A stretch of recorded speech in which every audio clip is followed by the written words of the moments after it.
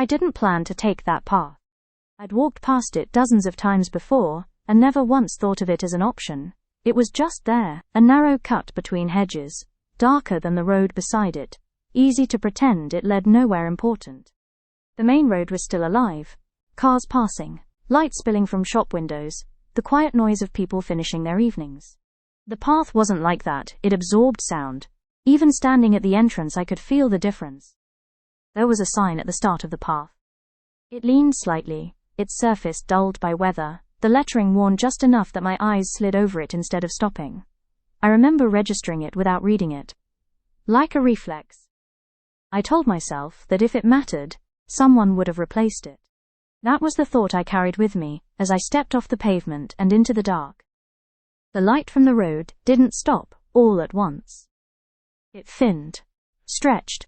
By the time I'd taken a few steps forward, it felt like something behind me rather than something I was still in. I didn't turn around to check. I don't know why. The ground changed under my feet. The pavement gave way to packed earth and gravel, uneven enough that I had to watch where I stepped. Even then, it felt like the path knew where I was going better than I did. Sound behaved differently there. My footsteps didn't echo. They didn't really carry at all. It was as if the air was thicker, pressing close, swallowing anything that tried to move through it. I slowed without meaning to. Not because I was afraid, at least not consciously. It just felt wrong to move too quickly, like rushing would draw attention I didn't want. I don't remember when the sign came back to me. Not as an image, just the idea of it. The fact that it had been there at all. I tried to recall what it said and realized I hadn't actually read it. That bothered me more than it should have. I told myself it was normal not to remember things like that.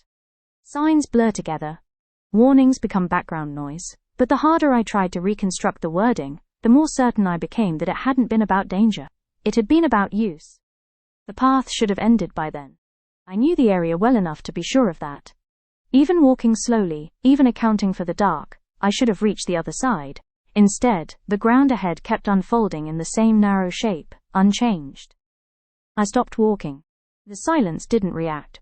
No shift, no release. It stayed exactly as it was, pressing in from all sides, like the path hadn't noticed I'd paused, or like it was waiting for something else. When I started walking again, the path responded. Not visibly, not dramatically, but the silence shifted in a way I could feel in my chest, like something had adjusted its attention. The air felt colder, but not in a way that made sense. It wasn't wind, it wasn't weather, it was closer to the sensation of stepping into shadow after standing in light too long. Except there hadn't been any light to leave behind. I became aware of my breathing. Not because it was loud, but because it felt out of place, too deliberate, as if the space around me was holding still, waiting for me to stop making noise first. I tried to remember the last sound I'd heard that hadn't come from me. I couldn't. And once I noticed that, the absence settled in like weight. I thought about turning back. Not seriously. Just enough to imagine it. The road, the lights, the ordinary shape of things waiting behind me. The idea felt distant, like remembering somewhere I'd lived a long time ago. I didn't turn around. There was no reason not to. Nothing stopping me. But the thought of facing whatever was behind me felt heavier than continuing forward, and I couldn't explain why. That was when I noticed the path had changed. Not in shape or direction, but in intent. It no longer felt like something I was walking through. It felt like something I was being kept within. I stopped again. This time, the silence responded. It tightened, the way a room does when a door closes softly somewhere you can't see. The sign came back to me then, fully formed. Not the shape of it or the rusted edges, the wording. I don't know how I knew it, only that the certainty arrived all at once, heavy and unavoidable. It hadn't been a warning. It had been a notice. Not about danger, but about function. About what the path was for, and what happened when someone used it without understanding the cost.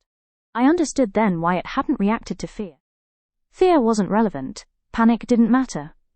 The only thing it responded to was movement, the decision to keep going once you'd stepped inside. I don't remember leaving the path. There's no moment of release in my memory, no crossing back into light, just the sense that, eventually, I was somewhere else, and that the quiet had let go of me. I avoid that place now. Not because I'm afraid of it, but because I know it's still there. Still open, still waiting for someone who doesn't read the sign closely enough.